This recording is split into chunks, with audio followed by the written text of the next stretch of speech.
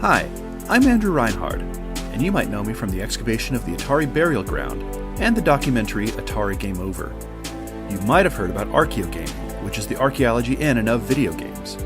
I'm finishing my PhD in digital archaeology and heritage at the University of York, and I need your help. Actually, an entire civilization needs your help to preserve its digital heritage.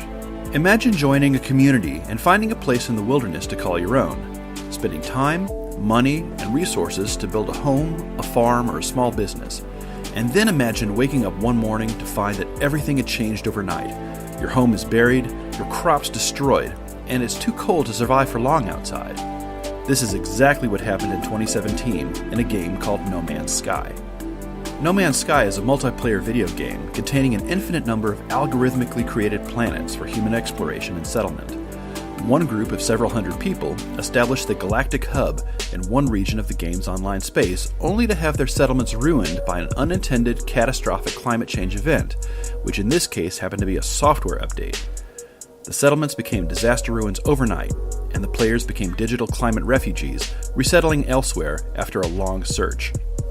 Their ruined homes and farms remained behind, however, leaving traces in the archaeological record of architecture, agriculture, and digital cultural heritage, which could be surveyed as well as excavated. These archaeological investigations answered several traditional research questions of settlement and abandonment, bolstered by inscriptional and physical remains. Through rigorous documentation, I created a gazetteer of 35 abandoned sites, recording over 1,000 digital images and videos of each location, supplementing with maps and text. This project marks the world's first formal archaeological expedition into a purely digital landscape inhabited by human players, and shows the realized potential for conducting archaeology in digital spaces. It serves as a prologue for archaeological projects to come, those focused on human habitations in digital-built environments, as the Anthropocene bears witness to the diaspora of entire groups of people into navigable and social realms accessed only through screens.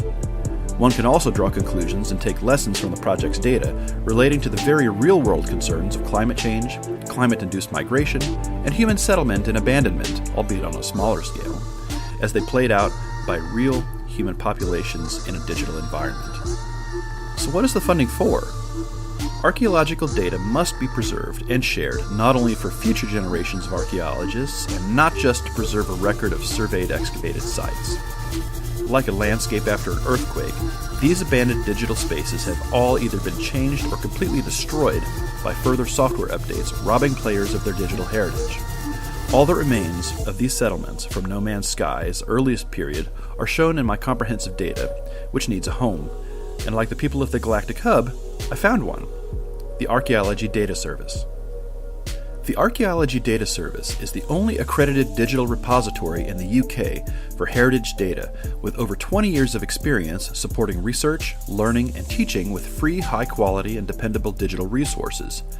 The aim of the ADS is to collect, describe, catalog, preserve, and provide user support for digital resources that are created as a product of archaeological research. Archaeology is in a special position in that much of the creation of its data results from destruction of primary evidence, which is what happened in No Man's Sky, making access to data all the more critical in order to test, access, and subsequently reanalyze and reinterpret both data and the hypotheses arising from them. Not only that, but members of the player community will be able to revisit this data whenever they wish. I'm not asking for much. It'll cost £2,000 or around $2,500 to have these 35 legacy Galactic Hub settlements ingested into the Archaeology Data Services system and made available for all time as open access. Well, that boils down to around $70 a site, or the cost of a new video game. Each site record will feature text, maps, images, and video, along with coordinates and digital object identifiers. It'll take me about 2 months to enter all of the data into the system. So what's in it for you? Well, first you'll be helping to save a permanent record of a human-created digital civilization that was forced to leave its first home, and you'll be helping a community preserve its digital heritage. If you want, you'll also get your name published on the project's homepage as a contributor. There are some pretty sweet premiums too, everything from No Man's Sky archaeological stickers, pins, and mission patches, to the chance to participate in a new virtual reality archaeological project when the next update called Beyond launches this summer.